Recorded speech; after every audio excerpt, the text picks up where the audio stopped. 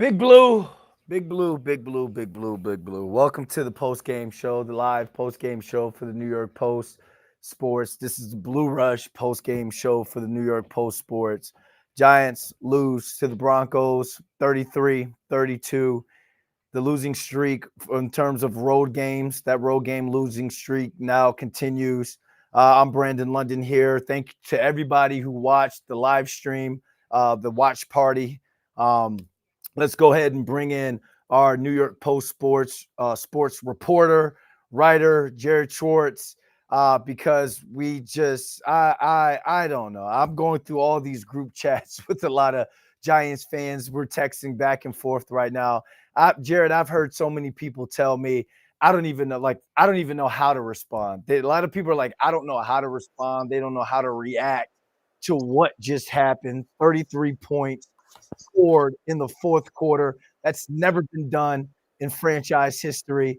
Jared, you watched. I guess go ahead, give us your thoughts, man, and let's break this thing down as best as we can.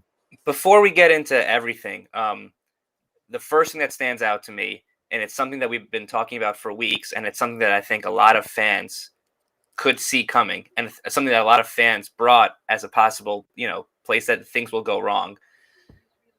It's another game that the Giants basically played without a real NFL kicker. Jude McAtemi, he's not an NFL caliber kicker, and there's a plethora of reasons the Giants lost this game. Yes, they gave 33 points in the fourth quarter. Yes, the offense went stale in the fourth quarter. Yes, Drew Phillips got beat a couple times down the field. Yes, the penalties on defense. The top reason the Giants lost was because they played another NFL game without an NFL caliber kicker. Okay, so while we're waiting right now, we're trying to figure out if we could get Jared's sound on because I can't hear him in my ear. Appreciate you guys rocking with me. I guess I'll get to chatting about it and we'll talk right now. We'll try to figure out what exactly happened here. A lot of the text that I'm getting and a lot of what I'm seeing in the group chat in terms of what Giants fans, what you guys are talking about right now. A lot of people are saying Burns got burned out. You can see the oxygen mask on the defense. They feel as though the defense was burnt out and really couldn't give their all. I thought some of the play calling got a little bit too conservative towards the end of the football game because that's a game where with everything on the line that is in terms of the season, people's jobs, evaluating quarterbacks, evaluating play calling for coordinators, everything on the line, you got to close that game out. You have to win that game. And it's the second game this season. If you go back to the Cowboys game, where the defense, where the defense wasn't able, or the Giants just as a whole weren't able to close a game out. So we'll start with the kicking because that has been an issue for quite some time now. Whether it's Graham Gano being hurt and being a scratch before a game. Now Jude McAtemi misses the extra point at the beginning. And I said, during the live stream, I said, keep an eye on that because that's going to come back and bite the Giants in the butt. But they kept scoring. So it's something you kind of put back in the back of your mind. And it's like, all right, well, maybe that doesn't hurt you as much. But in a game where you're playing at Empower Field, you're playing against a Broncos team that came back against the Eagles, just got another win against the Jets last week in London, which wasn't a pretty win.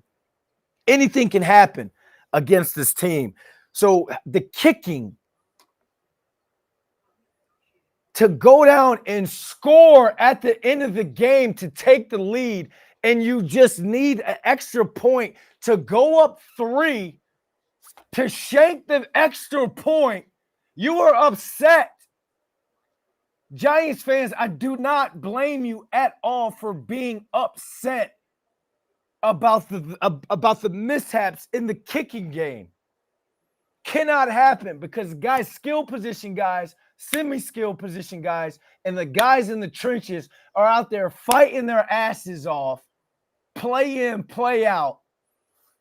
And the kicking, again, bites the Giants in the ass. We're gonna see if we can get Jared up in here. Hopefully, we can get the audio. Jared, I just went on my little rant, my frustration rant.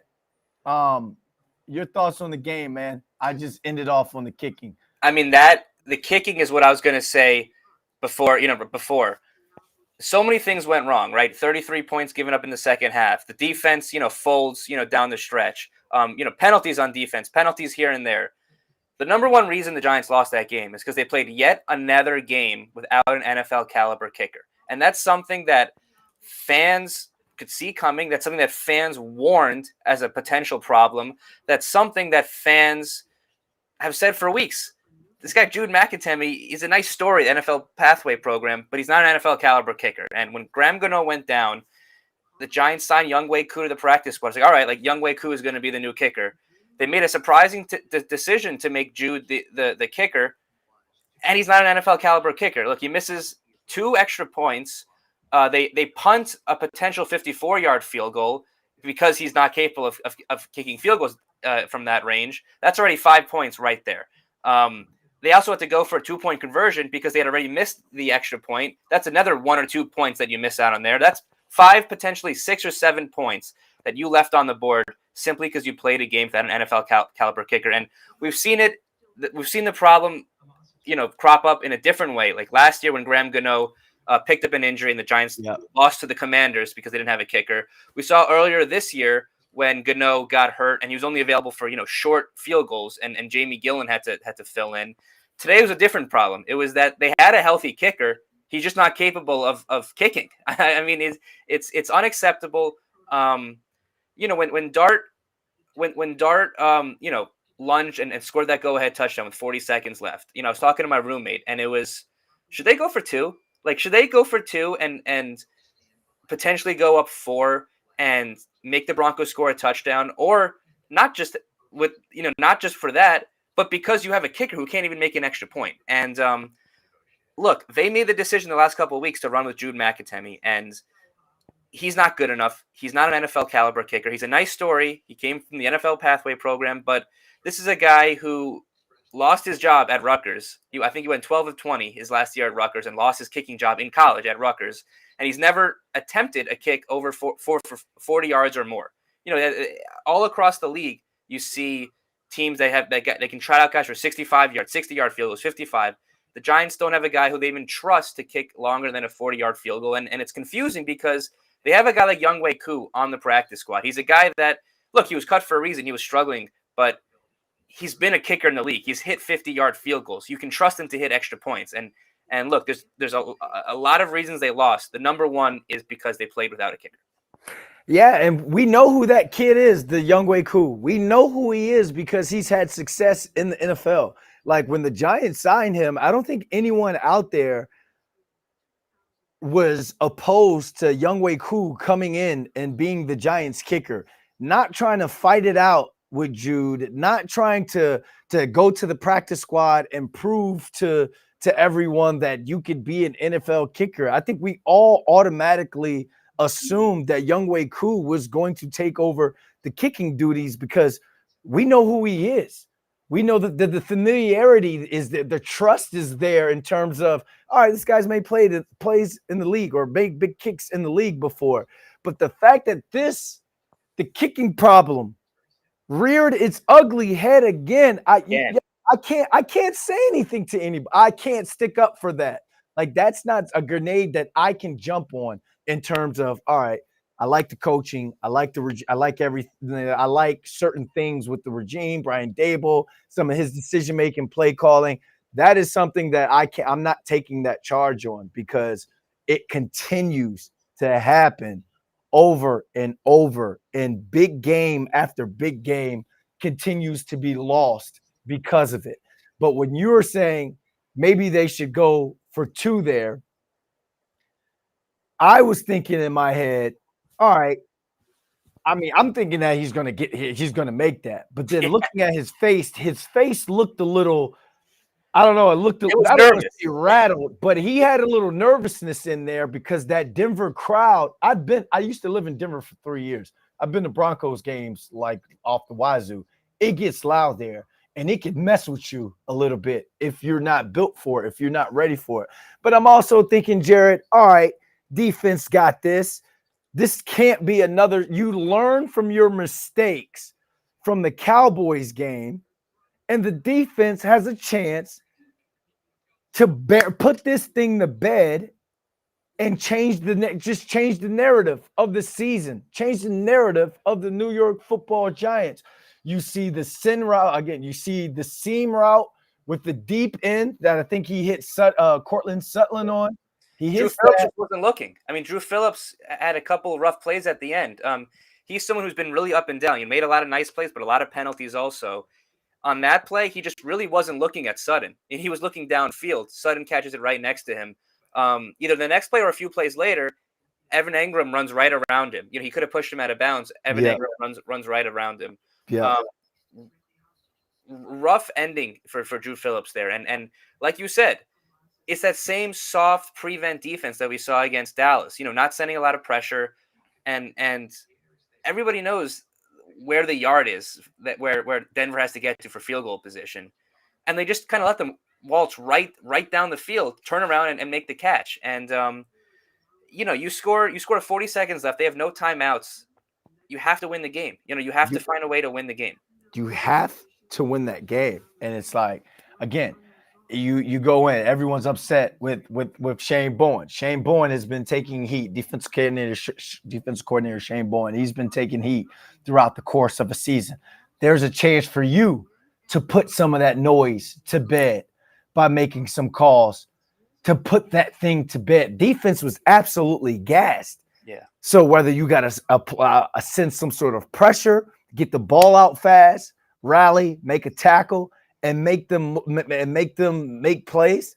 I mean, make them push the football down the field, or make Bo Nix run around and try and scramble and then hurt you in scramble drill.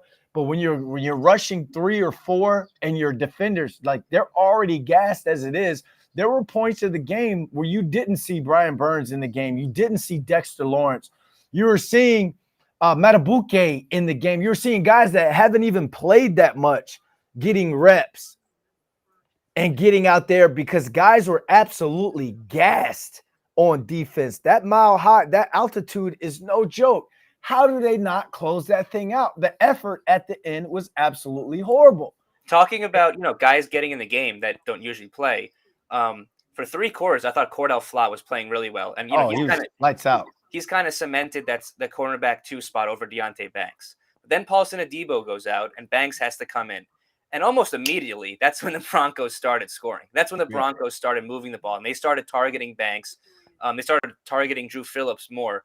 And it was pretty immediate that right when Banks gets in the field, he's almost unplayable. And for 3 quarters, this Broncos offense looked like they did last week against the Jets. It was all swing passes, all screen passes, all little dink and dunk. Nothing. They don't trust Bo Nix to throw it over the middle of the field. They don't trust Bo Nix to really throw down the field. It was, I think when Dane Belton had that big tackle, I think in the first or second quarter, when the Broncos went for it on 4th and goal, you could hear them. They called out the screen pass audibly on defense before. They had this thing figured out, and then a couple injuries, and I think you're right. Also, that mile high atmosphere, that altitude. In the first half, they played with juice. They were hitting hard. They were talking trash. They were flying to the ball. They looked like the quicker, stronger, more aggressive team.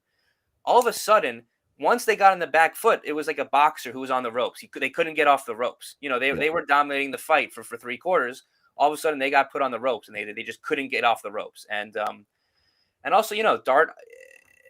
I was going to start this show assuming they won. It was going to be like, the best play in football is that underthrown deep pass. They get bailed out and they get that pass interference, and then Dart dives, and it's like, okay, Dart made that big mistake, but now he saved himself. No, he saved himself. No, but that mistake is when you trust a rookie so much. Sometimes you make a rookie mistake, and it's not acceptable. It's not something you can just look past, but it's a rookie mistake, and you can't throw that interception. It allowed the Broncos. It was a 10-point game. The Broncos need a touchdown and a field goal.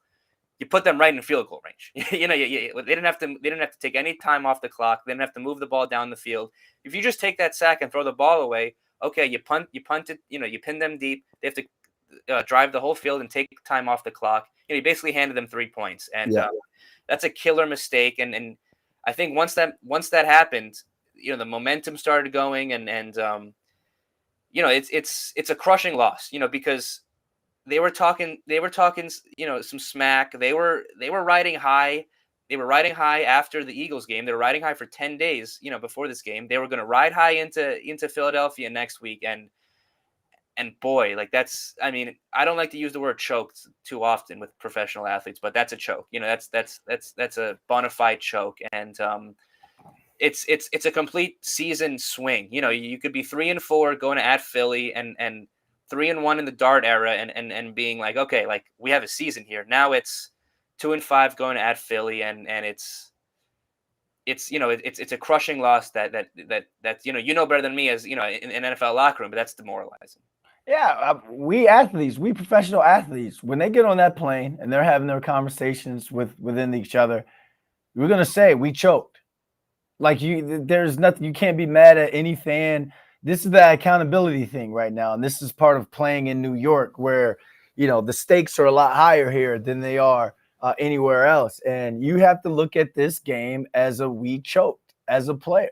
Like there's nothing else that you can say, because you had the game right there. You were taking the game from the Denver Broncos in their home. And what's one thing we always talk about, Jared, when the Giants lose, outside of the kicking, there's always that one thing we talk about that kills the Giants. Giants versus Giants with the penalties. They didn't even have that many penalties, 8 total penalties, 36 yards. Yeah. The Broncos had 12 for $127. The Giants actually won the penalty situation. They lost the turnover situation, though. Let's look at Jaxson Dart's numbers. 15 for 33, 283, 3 touchdowns, costly pick. Bo Nix, 27 for 50, 279, and 2 touchdowns. But it's the 5 for 48 rushing for 2 touchdowns. When was it in the game plan to let Bo Nix run the football? He had a 21-yard touchdown run. Bo Nix? Yeah. It's you looking at that game and you're on this high. You're riding this high. You're like, yo, this is a top 10 defense. This defense is everything. Look at these guys. Brian Burns, 2 more sacks on the season. Man, he might be defensive player of the year. Then all of a sudden, here comes this sobering crash. It's huge crash. It's a sobering crash. And you just know Giants fans are feeling it, man. I feel for the fan base right now, man. In any other situation, like the Broncos almost choked themselves because they had taken the lead, and Dart almost didn't complete any passes in that 2-minute drive. Yeah, that last drive. It was the roughing the passer. It was the pass interference. I mean, that was 50 yards between the two of them. If the Giants just close out, it's like, wow, the Broncos choked. They had the game won, and they basically just handed the ball to the Giants on the 1-yard line. And the Sean Payton unsportsmanlike conduct moved it up to the half-yard line. Yeah. So it's like the Broncos choke, and then the Giants out-choke them. It was. Yeah. It's almost like, oh, you guys want to choke? Hold my beer. And the Giants didn't even make the Broncos work that hard for it. That last drive, it was 3-4 plays. It was the long pass to Cortland Sutton. It was a pass to Ingram, and it was a little run to get to the right side of the field, and then a field goal. And it's fitting that it ended on a field goal because the Giants were a team that can't hit field goals. They're a team that, if you're 40 or more yards out, they will not try a field goal. And it's in 2025, all around the league, you see it's the year of the kicker, right? It's the year of the kicker. These new K footballs, whatever they call them, the K balls, the new footballs. You got guys hitting 65, 60. This is also in Denver. The high altitude is supposed to make it easier to kick. It's supposed to be a kicker's dream, right? It's supposed to be like this is where you go to kick if you want to put some good stuff on tape. And all around the league, it's the year of the kicker. And for the Giants, they've played 2 games this year where they basically don't have a kicker. and it's mind-boggling, and it's frustrating, and it's unacceptable. Like, look, that wasn't the only thing that went wrong, but to me, it is the biggest thing that went wrong. That sticks out Right. like a sore thumb. And I Because was that's saying it. Yeah, go ahead. Go ahead. Go ahead. well, It changes everything. You just don't have to because go for two exactly. after that. Yep. It's Yep. the it's 6, maybe, potentially 7 points, because it's the 2 extra points. It's a field goal that you didn't even try because it was like 54, right? I mean, 30 out of 32 teams in the league probably try a 54-yard field goal in Yep. Denver. Yep. So that's 5 In points right. Denver. Yep. That's 5 points right there, and then you went for 2 on one of the touchdowns to make up for one of the missed extra points. So that's either 1 point if you just kick, if you just get the extra point, and it's 2 points if you actually get the 2-point conversion. So it's either 6 or 7 points that you left on the board, and it's the Broncos didn't earn that. The Broncos didn't earn those 6 points. The Giants didn't even didn't have to get beat down the field for those 6 points. Those are quite literally just 6 points because of a roster decision. Because they went with Jude instead of Younghoe Koo. A guy like Younghoe Koo, who's been in the league, who's had success in the league, he got cut, but he's an NFL kicker. There's been no evidence that Jude is an NFL caliber kicker, and I think everybody thought when Graham Gano got hurt, okay, Younghoe Koo will be the kicker, and Younghoe Koo. he's kind of like a fan favorite. Koo is kind of a funny name to say and From stuff. Like, Ridgewood. He yeah, grew up down the street from up 17, Route 17 from the stadium. I mean, I thought for a fact, like when I saw Jude McAtamey and Erica, our producers here, I was like, oh, Jude's kicking. Oh, Jude's out there. And what I say, I said, oh, he got a fresh haircut. And we were talking about haircuts before games, and then boom, he misses the extra point. And I'm just like, bro, are you serious? yeah. Like that's just frustrating, man. It's like, I understand, like I gotta be, professional when it comes to the Giants. But this one hurts, bro. This one hurts. It hurts. It shocks the entire fan base. It shocks the entire franchise. It shocks the entire city, tri-state area. And you can Because tell. I mean, look how many comments are flying in this chat right now. I mean, every time I look over, there's 5 more comments, and yeah, I like to think a lot of people tune into our shows every week.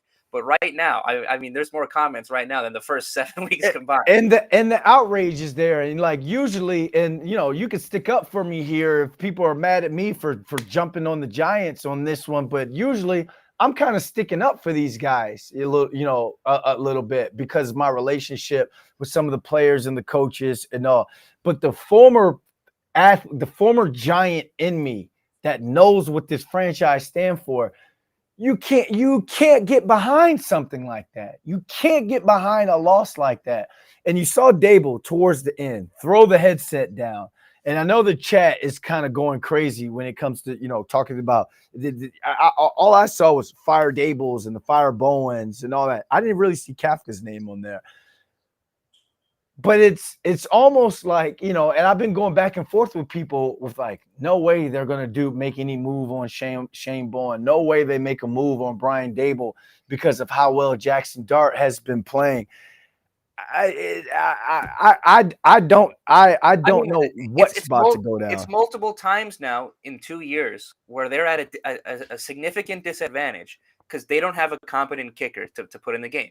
Now, the last 2 times were because of an injury. Now, and you can maybe argue that either both those times or at least one of those times was foreseeable. When Graham Gano last year went into the game with an injury and then it got injured on the opening kickoff, it's like, okay, like maybe you could have seen that, but that's tough.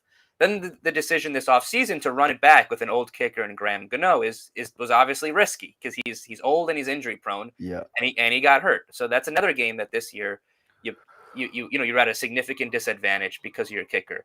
What's the job of the coaching staff and the front office? It's to put your team at the best advantage that you possibly can, tactically and with the roster construction. That's another game today that the Giants were at a disadvantage because of roster construction and because of who they decided to go with that kicker. And it's you fool me once, shame on you. You fool me twice, shame on me. I mean, 3 times it's season altering. It changes wins to losses, and so many teams, the kicker is like an X factor. Like having a good kicker is like you get to midfield, all of a sudden you're in field goal position. The Giants, it's like they're operating in a different universe. Like they're not playing with a kicker. like they just don't have a kicker they can use. There's also another time, Jarrett. It was that home loss to the Jets a couple of years ago. Um, I don't know if it was I forgot who that kicker was, but remember they missed that chip shot, and then Zach Wilson goes Yeah. down the field against the Yes. prevent defense, and then the Jets, Adoree Jackson gets the defensive pass Yes. interference, I do and remember. then the Jets kick the game winner. Yes. So the kicking thing, man, and it's funny because, and I'm sorry, y'all in the chat that we're spending so much time talking about the kicking, but remember back in the day, it used to be like, move over there, kicker, just shut up, go over there. You don't practice that much. You got the job, the easiest job in the world. But now kickers are looked at as rock stars because, like you said, they're hitting from 60 now. These guys are a weapon. These guys, like, to have a guy like the buddy from Dallas, that is a luxury to have somebody like that. And for the Giants to not be able to get that right, it is unbelievable to continue to watch that. Let's go a little bit more on the offense. We've kind of talked about defense. They were gassed, couldn't get off the field at times, allow Bo Nix to run around and save his job for a little bit longer. Cam Skattebo, 16 carries, 60 yards, long of 18. Tyrone Tracy Jr., 9 for 46, had that 31-yard rushing That touchdown. should Well, ice the game. we all called game. Yeah. And you know what? I went crazier for that than I did Malik's touchdown against the Cowboys that potentially should have sealed it because of everything Tyrone Tracy has been through early in the season. And we knowing that the Giants are going to need a two-headed monster at running back with Skattebo and Tracy for him to kind of get that big run.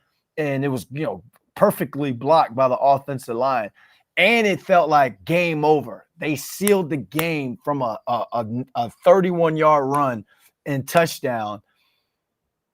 So that was exciting, but it again, it's something that just it allowed us, it set us up for failure. If you want to talk about the offense, even with all this stuff that had gone wrong, right? Yeah. On that drive where Dart threw the interception, it was like, okay, like 2 first downs like wins the game. And it was run, and then the pass where he threw the interception. And I get it, you want to run the ball, you want to run the clock, but at that point, what was more important was moving the chains than the clock necessarily. You needed at least 1, maybe 2 first downs. I didn't agree with run on first down, run on second down, right up the gut. They were being so inventive, for the first 3 quarters. Why go so conservative when 1 or 2 first downs wins the game? And I thought for sure they were going to go back to some sort of screen to Skattebo, yeah. Like, And, go ahead. I cut you off. And for as much as the defense, folded or gave 33 points in the fourth quarter, the Giants just needed 1 or 2 more first downs wins the game. I think they had 2 chances to do that, and they didn't. And that's frustrating. And for as well as Dart played, he made the biggest mistake of his young career so far. And we'll see how he bounces back. He's a young guy. He's got a good attitude. He's confident in himself. But that was a backbreaking mistake that couldn't happen. And it was a major difference in the game. And here's a stat. The Giants only had 4 guys catch a pass. 2 were tight ends. 1 wide receiver caught a pass, and that's Wan'Dale Robinson, 6 catches, 95 yards. He had that drop at the end that kind of well, I guess you can't call it a drop because it ricocheted into Theo Johnson's hands.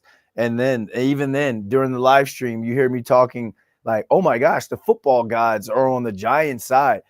Jarrett, and I'll go back to the receiver situation, but if you were to tell me that the Giants were the least penalized team, had a tipped ball go their way for a touchdown, and were up 19 skunk or 19-0 and lost that game, I would have you wouldn't have been my friend no more because I would have been like, you're lying to me in front of my face, right? In front of my face.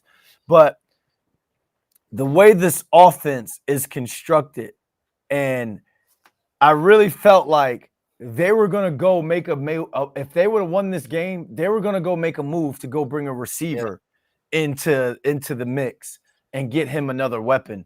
Belly, who the fan base absolutely loves and we think is probably the most underrated or an underappreciated guy on the team. 3 for 88, huge 44-yard touchdown. Theo, 3 for 66, 41-yard touchdown.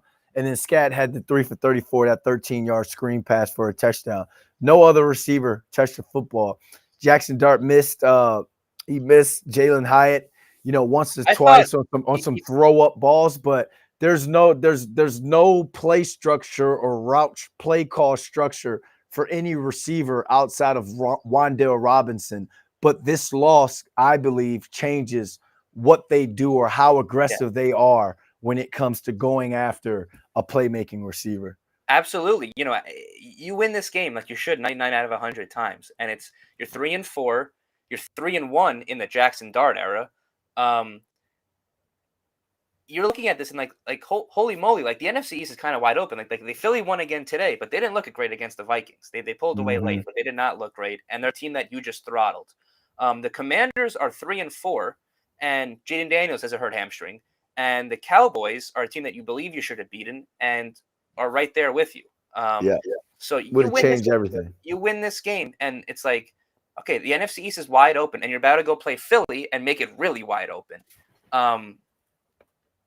You win this game, and you're like, okay, like let's go make a move for Jalen Waddle or a Chris Olave or Rashid Shaheed or Jacoby Myers. Let's go for this thing.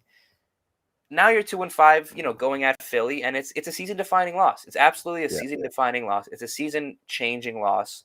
For coming off that Philly game, it's a long week because it was a Thursday night game, and it's a long week to have those good vibes. Like we haven't had 10 days of good Giants vibes like that in at least 2 years.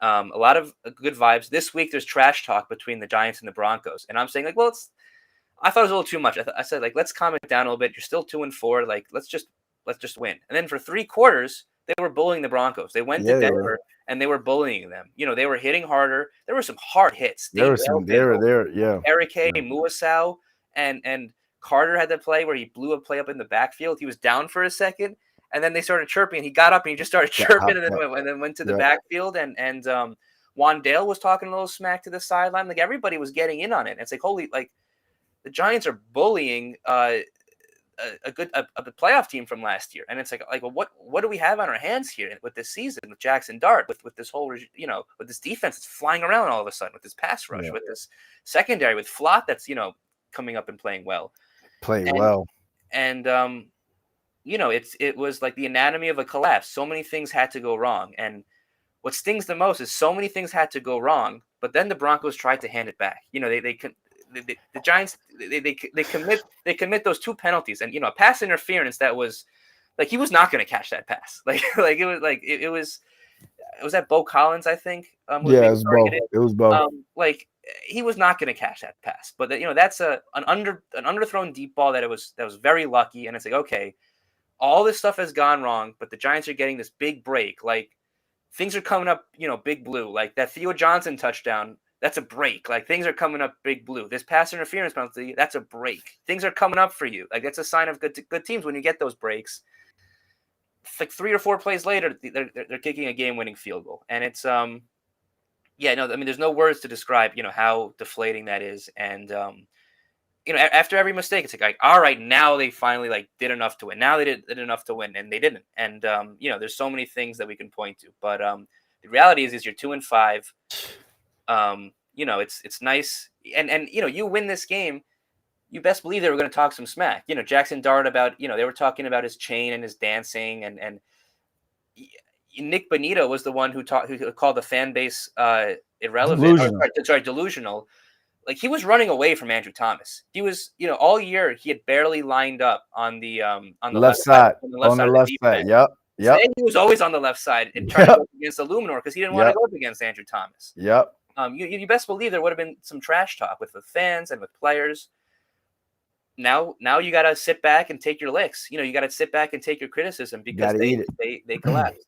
Got to eat it. Bro, I was talking all types of trash on the live stream. I hope Sean Payton and them don't see that. They're going to use this as not even bulletin board material. Just they're going to put it on the highlight tape to tell everybody out there to shut up.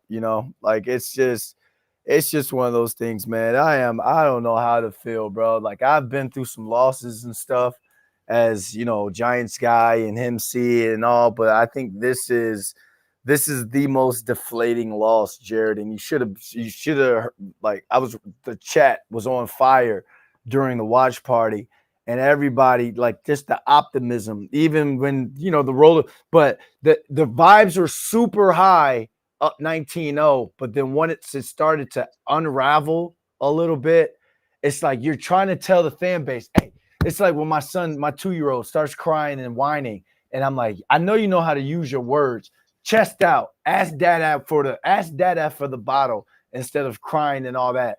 That's kind of how I was to the fan base. Like, hey, chest out when you're telling the defense to get a stop.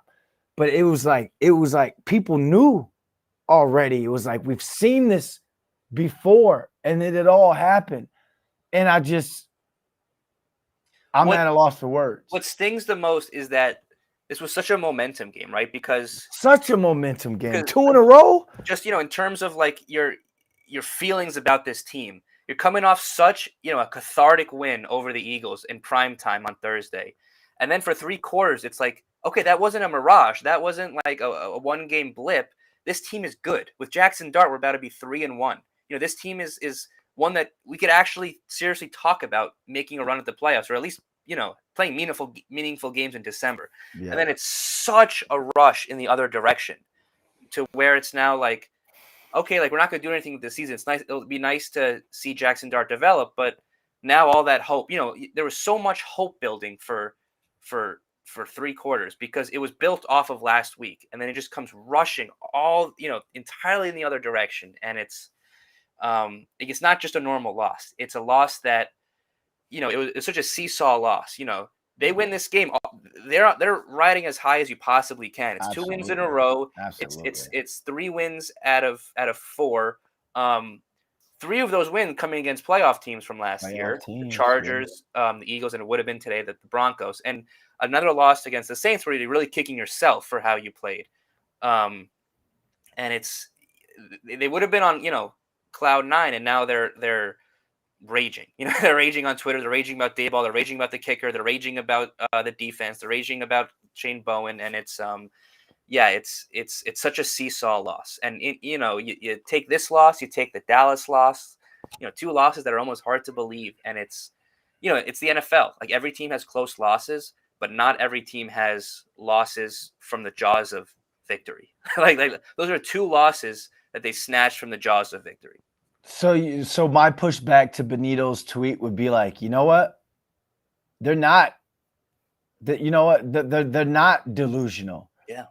I think the fan base knows and understands what this team is and the state of the franchise right now, and they're going to hold on to and hype up any positive that they can get, which is why everyone's so excited about the Jaxson Dart era, why we were so excited about Russell Wilson coming in, because it was like, oh, shoot, good vibes. There's a leader at the quarterback position. Look how confident everybody is.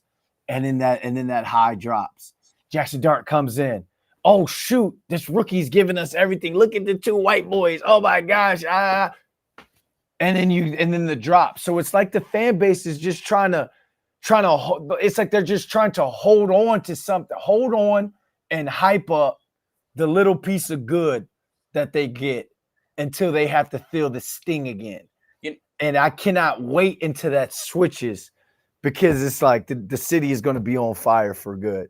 I brought up the Shawshank Redemption quote a couple of times. It was a couple of weeks ago, I think, when Jaxson Dart made his first start. And I said, Red in Shawshank Redemption says hope is, a good thing, maybe the best of things. And the Jaxson Dart, the start of that era was hope. Earlier in the movie, Red says, hope is a bad thing. Hope is a dangerous thing. It can drive a man mad. And that is what I think Giants fans are experiencing right now. They're going mad because, like you said, with that delusional quote, I don't think, Giants fans are not that delusional. They're pretty, they're pretty critical of this team. They're not like some bandwagon fans. They're pretty critical of this team. And I think even, riding after that Eagles game, it's like, okay, like I'm almost making myself vulnerable. Like I'm giving myself hope. I'm putting myself out there and putting my hope in this team. And For 3 quarters, the Giants completely backed up that hope. They completely gave you a reason that hope was legitimate, and that like you weren't delusional, and that you weren't crazy, and that it wasn't like this shot in the dark, and that you're allowed to feel good about this team, and you're allowed to like actually want to watch the Giants on Sunday, and you're allowed to like have fun. And then it all these old negative emotions come rushing back. So yeah, it's a seesaw loss, and it's a season defining loss, and it's one it's one when they tell the story of the season. This is probably where you start. We're gonna end this thing on a positive, Jared. I've been starter gave me some cool stuff to give away. Gave away about 5 or 6 starter shirts throughout the course of the game. We gave away the starter hoodie to who was that? Doug Friedman. And now we told everyone throughout the chat, if you hung on, you watched the live stream, then we'll call out the name of the people who have been very active in the chat. So this winner goes to, who's it go to, Erica? Maximus 1318. We're gonna give you this starter jacket. It's got the 100 seasons logo in the back, established 1925. Thank you guys for watching the live stream. Thank you for watching the post game live stream. We feel the way you feel, New York.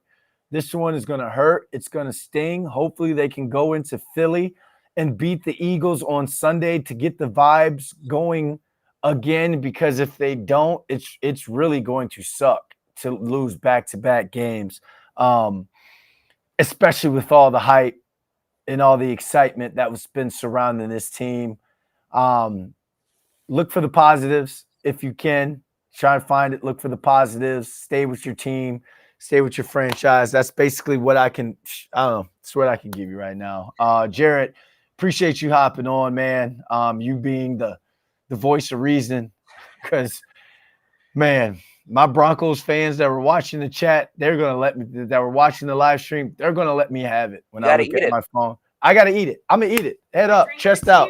Like I tell my kid, head up, chest out. I'm going to cry in the Uber on the way home. All right. For Brendan London, he's Jared Schwartz. Appreciate you guys for watching another episode of the Blue Rush post-game show.